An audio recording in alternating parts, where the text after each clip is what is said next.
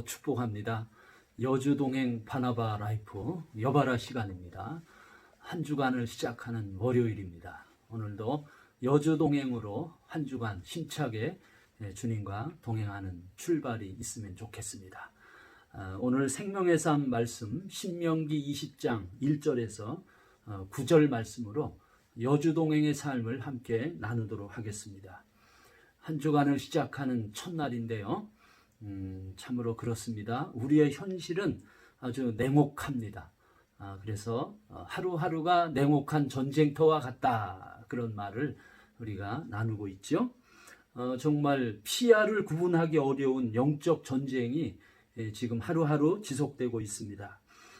오늘 묵상 속에서 하나님의 약속의 땅인 가나안 정복을 앞두고 있는 이스라엘 백성은 무엇보다도 강한 하나님의 나라가 하나님의 나라 군대가 되어야 할 필요가 있는 것입니다. 자, 이런 관점에서 먼저 그러면 본받아야 할 모본의 말씀 나누도록 하겠습니다. 1절 말씀입니다. 내가 나가서 적군과 싸우려 할 때에 말과 병거와 백성이 너보다 많음을 볼지라도 그들을 두려워하지 말라. 애굽 땅에서 너를 인도하여 내신 내 하나님 여호와께서 너와 함께 하시느니라. 하나님의 나라의 용맹스러운 군사가 되어 반드시 그 전쟁에서 승리하려면 적군을 절대로 두려워하지 말아야 하는 것입니다. 오늘 우리가 함께 나누는 이 묵상 중에 두려워하지 말라, 두려워 말라라는 말이 반복되고 있습니다. 그래서 저도 이 말씀을 묵상함에 있어서 두려워 말라라고 하는 이 말씀이 오늘 제 마음의 상태를 보여주고 있습니다. 실은 제 자신도 정말 두려움의 바다에 지금 머물고 있기 때문입니다. 그렇게 두려워하는 것은 이유가 있습니다. 왜 우리가 두려워합니까? 물론 우리가 참 연약하고 우리가 부족함을 느끼는 겸양에 의해 우리가 두려워하는 경우도 있지만은요, 이런 경우에는 나와 상대를 비교함으로 나타나는 결과입니다. 곧 비교의식의 결과가 두려움이에요. 그래서 나보다 대적이 군사적으로 우위에 있기 때문에 그렇게 내가 두려워하는 것입니다. 그런데 믿음이라고 하는 것은 두려워하지 않는 것이며, 그리고 믿음이라고 하는 것은 절대로 비교하지 않는 것입니다. 나와 상대를 비교하지 않고 하나님을 바라는 믿음과 약속으로 우리는 무장해야 할 것입니다. 하나님은 오늘 묵상 속에 등장하는 이 당시 근동 세계를 지배하는 초강대국이죠. 그리고 군사 강국인 애굽의 바로 왕을 굴복시키셨습니다. 심지어 그들의 군대를 하나님의 표적으로 홍해 바다에 수장시키신 전능하신 분이 바로 여호와 하나님이십니다. 그 하나님이 이스라엘 백성들을 인도하시고 오늘 우리를 인도하십니다. 오늘도 우리와 함께 하시는 분이 바로 그 하나님이십니다. 자, 이어서요, 우리가 또 순종해야 할 지시의 말씀 함께 나누도록 하겠습니다. 하나님의 군대인 이스라엘은 전쟁이 시작되어 이제 출전합니다. 그러면 적군이 있는 그 전장이 가까워지면 제사장이 먼저 하나님의 말씀을 선포합니다. 2절 3절입니다. 너희가 싸울 곳에 가까이 가면 제사장은 백성에게 나가서 고하여 그들에게 말하여 이르기를 이스라엘아 들으라. 너희가 오늘 너희의 대적과 싸우려고 나와왔으니 마음에 겁내지 말며 두려워하지 말며 떨지 말며 그들로 말미암아 놀라지 말라. 제사장은 이스라엘아 들으라 하며 쉐마 언약을 상기시키며 백성들에게 이제 말씀을 나눕니다. 곧 대적과 전쟁이 시작되므로 마음에 겁내지 말고 두려워하지 말고 떨지 말고 놀라지 말라고 제사장은 하나님의 언약에 준해서 백성들에게 선포합니다. 이처럼 겁을 내고 두려워하고 떨고 놀라는 것은 하나님의 군대를 유약하게 만들게 되고요. 결국 전쟁의 승리가 되는 힘과 용기는 하나님이 주신 그 언약에 있는 것입니다.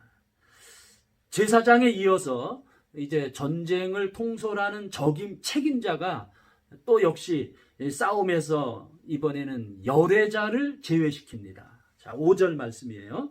책임자들은 백성에게 말하여 이르기를 새 집을 건축하고 낙성식을 행하지 못한 자가 있느냐? 그는 집으로 돌아갈지니 전사하면 타인이 낙성식을 행할까 하노라. 자기 집을 건축 중에 의무감으로 징집된 자는 돌려보낸다는 것입니다. 자, 또 6절입니다. 포도원을 만들고 그 과실을 먹지 못한 자가 있느냐? 그는 집으로 돌아갈지니 전사하면 타인이 그 과실을 먹을까 하노라. 포도원을 만드는 중에 있는 자도 역시 열애된다는 거예요. 자, 또 7절 말씀입니다. 여자와 약혼하고 그와 결혼하지 못한 자가 있느냐? 그는 집으로 돌아갈지니 전사하면 타인이 그를 데려갈까 하노라 하고. 참 우리 하나님이 얼마나 자상하고 섬세하세요. 약혼하고 결혼하지 못한 자도 귀가 좋지 된다는 거예요. 자, 그리고 8절입니다. 책임자들은 또 백성에게 말하여 이르기를 두려워서 마음이 허약한 자가 있느냐? 그는 집으로 돌아갈지니 그의 형제들의 마음도 그의 마음과 같이 낙심될까 하노라 하고. 의무 징집된 자들 가운데 이처럼 심신이 유약한 자들, 그리고 정신질환에 있는 자도 역시 귀가 좋지 된다는 거예요. 이처럼 준비되지 못한 자, 자원하는 마음이 없는 자는 차라리 집으로 가라는 거예요. 우리 주님께서도 그렇게 말씀하셨어요. 손에 쟁기를 잡고 뒤를 돌아보는 자는 하나님의 나라에 합당하지 아니하니라. 주님도 이렇게 말씀하셨습니다. 참 오늘 말씀을 묵상하며 저는 한번 제 자신을 점검해 봤어요. 나는 어떤 군사인가? 나의 공동체와 동료들에게 단합과 용기를 주는 군사인가? 아니면 허약함과 두려움을 주는 군사인가? 한번 저 자신을 돌이켜보는 묵상의 시간을 가졌습니다. 자, 이어서 한 가지 더 나누겠습니다. 붙잡아야 할 약속의 말씀 또 나누겠습니다. 4절 말씀입니다. 너희 하나님 여호와는 너희와 함께 행하시며 너희를 위하여 너희 적군과 싸우시고 구원하실 것이라 할 것이며. 결국 이 전쟁은 하나님께 속한 것입니다. 하나님은 최고의 전략가이면서 전쟁을 위한 최고의 전술가이십니다. 아주 저의 친한 저의 후배 동료 가운데 우리 대한민국 축구 선수 청소년 국가대표 출신 목회자가 계신데요. 그분이 제게 축구에 대해서 일전에 이런 말을 했어요. 그냥 취미로 공을 차는 자들, 곧 조기 축구. 과거 우리는 이런 축구를 논두렁 축구라 그랬어요. 그런 축구를 그렇게 논두렁 축구팀은 그냥 마냥 공을 쫓아다닌답니다. 그들은 공을 차지만 그러나 국가대표팀은 팀을 이루어서 전술과 매뉴얼을 찬다. 그런 아주 가슴 떨리는 그런 이야기를 들은 적이 있습니다. 정말 그렇습니다. 오늘 묵상 속에서 우리의 현실에 이 영적 전쟁이 치열해요, 지금도. 그런데 전쟁의 승리는 결국 하나님께로부터 받은 전쟁의 매뉴얼에 있는 거예요. 하나님께로 받은 전쟁의 매뉴얼대로 하나된 군대를 이루어서 싸우면 반드시 싸움에 승리하게 되어 있습니다. 우리의 전쟁의 매뉴얼 전략이 하나님께로부터 온 것이어야 하는 것이죠.